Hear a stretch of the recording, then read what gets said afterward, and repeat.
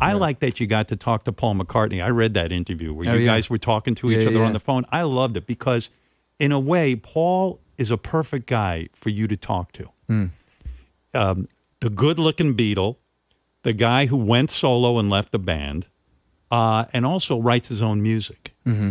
And so getting any kind of advice from him, I would think, would be very welcomed, you know? Yeah, I mean, yes, talking to him is so fulfilling for so many reasons. I mean, obviously he's one of the greatest songwriters of all time. And has just like been through, you'd imagine, pretty much everything in terms of what that all kind of entails. And also he's so, it's kind of what I was saying earlier, like if you're somebody who's just taking the big songs to try and have a hit, at some point you don't have a hit. And then how do you feel when you don't kind of hit that? And he's someone who clearly just loves music and has never lost kind of gaining something from making albums and writing songs and stuff. And I went to watch him at the O2 last December. And like he plays for 3 hours.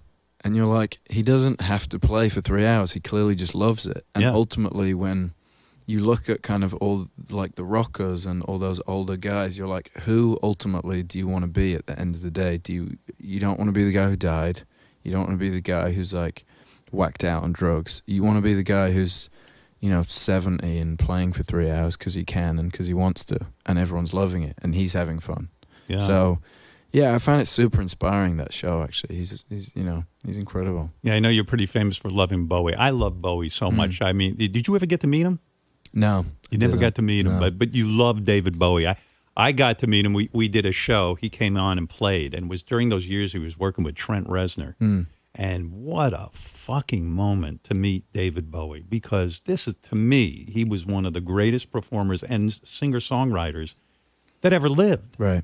And this guy, I'd say to myself, how did he live his life? Mm-hmm. I mean, when you're that famous and that recognized, it's a blessing and a curse. And I think of you, especially when I watch the Today Show and these girls are flipping out. Yeah, I mean, for every guy, it's great to see women flipping out over you. But can you go anywhere? Is there anywhere where you go to get away from the whole craziness of that thing? Yeah, I can. I mean, I don't have orange hair, so that helps. That does help. Can you blend in? Yeah. Like, do you walk around the street and you can get away? I mean, you can... yeah, less so in New York. New York's just like a little much for me. Right. But I run in New York quite a bit. You go to Central Park and run? Which I like. It actually has made me enjoy the city a lot more. I used to run in the park every single day, and I was amazed. People were actually very, very nice about it, right? Yeah. How are you dealing with this? I want to, before you guys play anything, I want to talk to your band here. I like that there's 3 women in your band and 2 guys, well, 3 with you. And that's kind of cool. That's something Bowie was really into, too. Right. He had, it wasn't all dudes up there. It was a nice mixture of people. I remember being captivated by his bass player, who was this woman when she was playing. It was really kind of cool. You guys having fun with Harry? You want to? Is he paying you enough? You want to? Now would be the time to really say anything. Yeah, keep your mouth shut. What happened with you? Talking about fame and all of this, and this is kind of scary to me. You were robbed at knife point. When did this happen to you, Harry?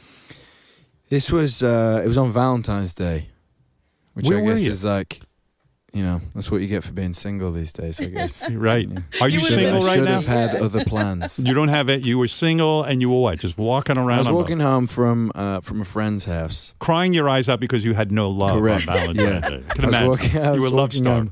I like just how much Robin enjoys me getting robbed at night. Yes. Oh, stop that. But Robin will marry I was walking home. I'll make sure you're busy on She's behind this Valentine's Day. glass. She doesn't want you to, just in case. Yeah. So you're walking around on I'm walking Valentine's home, Day, so I'm about 5 minutes from home.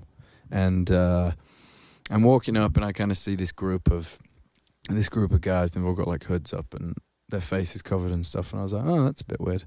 Do they know it's you? No, I had like a hood up and a big jacket on, a hat on and everything. Right. It was pretty cold. And I turned my music off because I was listening to some music. And What were you listening to? I'm always curious. I was listening to, there's this girl, Madison Cunningham. She's amazing. She's going to come, actually, we're playing a show at Madison Square Garden for Halloween. She's going to come. Harry Ween, you mean? Harry Ween, right? Yes. She's going to come play with us there. I see. But she's great. She's really cool. So you walk around with headphones on and you're listening to music, which you should not be doing. You should be aware of your surroundings. Right. But okay, go ahead. I'm not going to bust your balls. So I turn it off. Yeah. And I'm walking up the street, and I keep kind of turning around, and the guys cross the road, and I'm like, oh, that's weird, you know. And then I'm walking up, and I hear there was gravel on the pavement, so I hear shuffling of feet trying to catch up to me. So I cross the street, and then they cross the street, and I'm like, oh, fuck's sake. This is bad. And then I cross the street again, and then they cross the street again, and I'm like, oh, for fuck's sake, I think I'm about to get robbed. So the guy's like, hey, can we talk to you for a minute? And there's nobody around, so I'm like... Is your heart pounding? Yeah, a bit. Yeah. So I'm like, sure. And he's like, do you smoke weed? And I said, no. And he goes, do you want some weed? And I thought, no. And then he was like, what have you got on you? And they all kind of gathered round me. And this was something I've been a little bit pissed off about, is because I've filed a police report, so then obviously it goes in the press and everything. Right. And they wrote that there was only one guy, so I'd like to clarify there was more than one guy. Right. But in other words, so, for your ego, I'm like, I could have fought off one guy. Yeah, someone's like, oh, it says there was a guy with a knife. I was like, just one? It was a bunch of guys. It was a bunch of guys. It was 87 guys. Yeah, as soon as Harry Styles files a police report, that's the other horrible thing. That's going to be a public thing. Right. Yeah, there's no such thing as keeping that private. So he's like, what have you got on you? And I'm like, I don't have anything. And, they say stop fucking around and that kind of thing. Mm. So I have some cash in my pocket. So I said, I've got some cash. So I pull out some cash. And he takes it from me.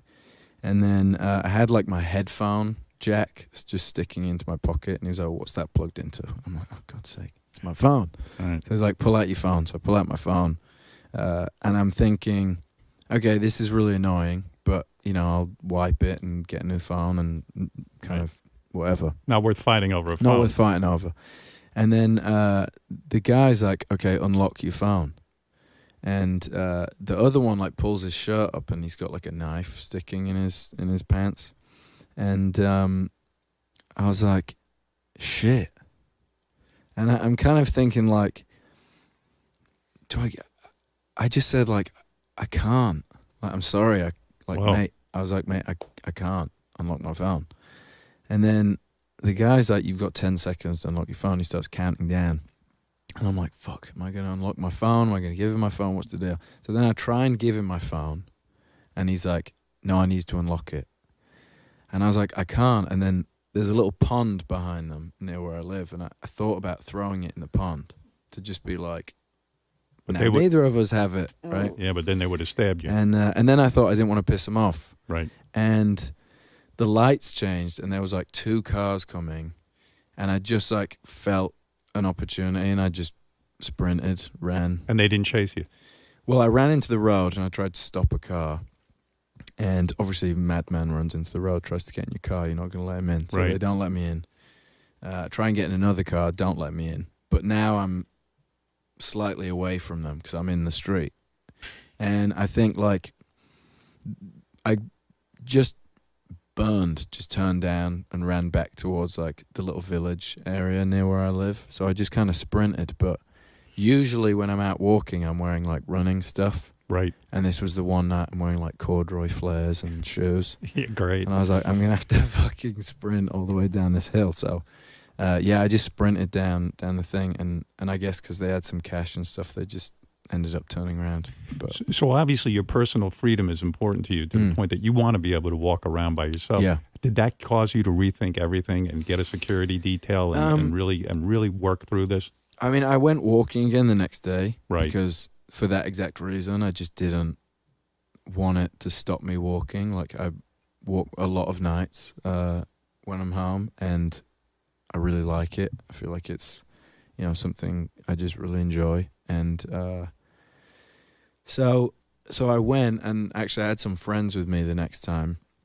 But I've been going since, and I have like a night guard who comes to my house and stuff. So yeah, no, I mean, you really got to think that. I know I have friends who are very, very famous, and they don't have a security detail. They don't have anything like that. And I go, you're fucking insane. Right. I mean, it's a necessary evil. But I understand what you mean. You want to be able to walk out of your house and walk around, listen to music, and be a normal citizen. But he wasn't particularly targeted because he's Harry Styles. No, he wasn't. No.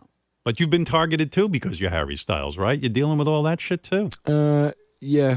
Was it that homeless guy or something started following you around? Well, he wasn't homeless, but at first I thought he was homeless. Then I was like, I have a feeling this guy isn't homeless.